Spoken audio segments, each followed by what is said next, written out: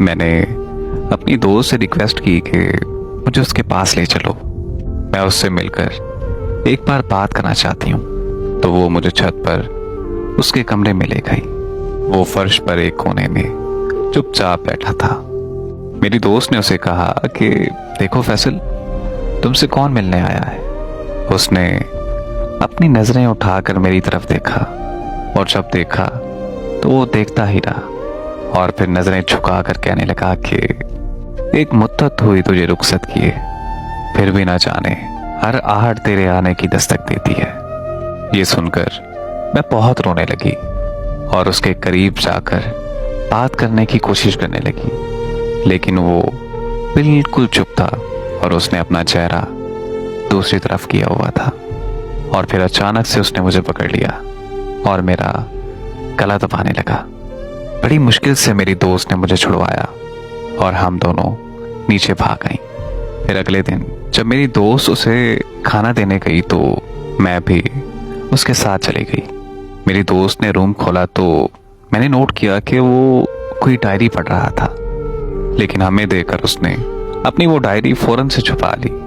मेरी दोस्त जब उसे खाना खिला रही थी तो मैंने चुपके से उसकी डायरी उठा ली और मैं अपने रूम में आकर वो डायरी पढ़ने लगी कि आखिर उस डायरी में क्या लिखा है। डायरी में हमारे मिलने से लेकर हमारे बिछड़ने तक की सारी दास्तान लिखी हुई थी और बहुत सी बातें ऐसी भी लिखी थी जिन्हें पढ़कर मुझे बहुत दुख हुआ। दुख इस बात का हुआ कि इटली में फैसल को मंशियात के केस में फंसाकर डिपोर्ट करवाने वाला बल्कि कोई और नहीं, मेरा बाप था। फैसल की डायरी पढ़कर मुझे बहुत रोना आया। मैं एक बार फिर से उसके कमरे में चली गई और जाते ही उसे गले लगाकर रोने लगी। वो थोड़ी देर तो साकिन रहा, लेकिन फिर उसके बाद मुझे मारने लगा और इस दफा मैं वहां से भागी नहीं बल्कि उससे मार खाती रही। थोड़ी देर बाद उसने मुझे मारना बंद कर दिया और मुझे गले लगाकर मेरा नाम पुकारते हुए जोर जोर से रोने लगा। उसकी जुबान से अपना नाम सुनकर मुझे बहुत खुशी हुई।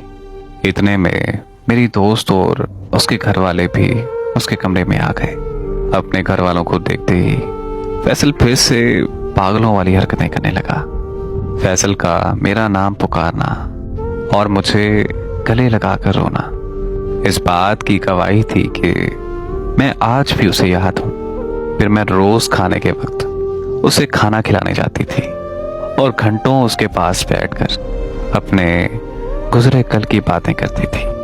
वो बस मेरी तरफ देखता रहता था मगर मुझसे कोई बात नहीं करता था। फिर मैंने एक डॉक्टर को घर बुलाकर फैसल का चेकअप करवाया। डॉक्टर ने कुछ दवाइयाँ दी और हिदायत की कि अगर फैसल को ये दवा वक्त पर मिलती रही तो ये बिल्कुल ठीक हो जाएगा और जल्द ही अपने आप को रिकवर कर लेगा। ये सुनकर हम सबको बहुत खुशी हुई और फिर दोस्त की शादी के बाद मैं इटली वापस नहीं गई, बल्कि मैंने अपने घर फ़ोन करके बोल दिया कि मैं फैसल से शादी करने जा रही हूँ। मेरे अब्बू को जैसे ही ये बात पता चली तो मेरे अब्बू फौरन से पाकिस्तान आ गए और फैसल के घर आकर मुझे कहा कि चलो मेरे साथ, मैं तुम्हें लेने आया हूँ। मैं नहीं जाना चाहती थी मगर फैसल के अब्बू ने कहा कि यहाँ कोई तमाशा मत करना वरना हमारी बदनामी होगी। इसलिए मैं चुपचाप अपने अब्बू के साथ चल पड़ी। हमारे पाकिस्तानी घर पहुंचकर अब्बू ने मुझे कहा कि मैं तुम्हारी शादी एक पागल से हरगिज नहीं कर सकता और वो वैसे भी मंशियात के केस में इटली से पाकिस्तान डिपोर्ट हुआ है, तो अब वो दोबारा कभी भी इटली नहीं जा सकता, जबकि तुम इटली को छोड़कर पाकिस्तान नहीं रह सकती। इसीलिए ये शादी कभी भी नहीं हो सकती। मैंने अब्बू से साफ साफ कह दिया कि मैं फैसल से शादी करके पाकिस्तान में ही रह लूंगी, आप मेरी हरगिज फिक्र ना करें। और डॉक्टर ने बोला है कि फैसल जल्दी ही ठीक हो जाएगा। मेरी ये बात सुनकर मेरे अब्बू ने मुझे एक कमरे में बंद कर दिया और मेरी शादी मेरे उसी कज़न के साथ तय कर दी जिससे मैंने अपनी मंगनी तोड़ी थी। मेरे अब्बू ने मुझे कमरे में बंद करके 1 हफ्ते बाद मेरी शादी रख दी थी। मुझे कुछ समझ नहीं आ रही थी कि मैं क्या करूं। फिर मेरे अब्बू मेरे कमरे में आए और मेरे पांव पकड़कर रोने लगे, कहने लगे कि प्लीज मेरी इज्जत रख लो और तुम ये शादी कर लो। अब्बू को रोता हुआ देखकर मैं भी उनके गले लगकर रोने लग गई और उन्हें कहा कि ठीक है, मैं ये शादी कर लेती हूँ। मेरी ये बात सुनकर मेरे अब्बू बहुत खुश हुए। फिर मैं हंसी खुशी अपनी शादी की तैयारियां करने लगी। मेरी बाकी फैमिली भी इटली से शादी अटेंड करने के लिए आ गए और फिर मैं मौका देखकर मैं वहां से भागकर फैसल के घर आ गई। फैसल के पास कुछ देर बैठी और वहां से सीधा कराची अपनी दोस्त के घर आ गई और कराची से 1 हफ्ते बाद इटली आ गई। मैं ये हरगिज नहीं करना चाहती थी, लेकिन मेरे पास इसके अलावा कोई और हल नहीं था। जब मैं कमरे में कैद थी तो मुझे एक बात समझ में आ गई थी कि पाकिस्तान में अब्बू मेरी शादी कभी भी फैसल से नहीं होने देंगे और वो ज़बरदस्ती मेरी शादी मेरे कज़न से करवा कर ही रहेंगे।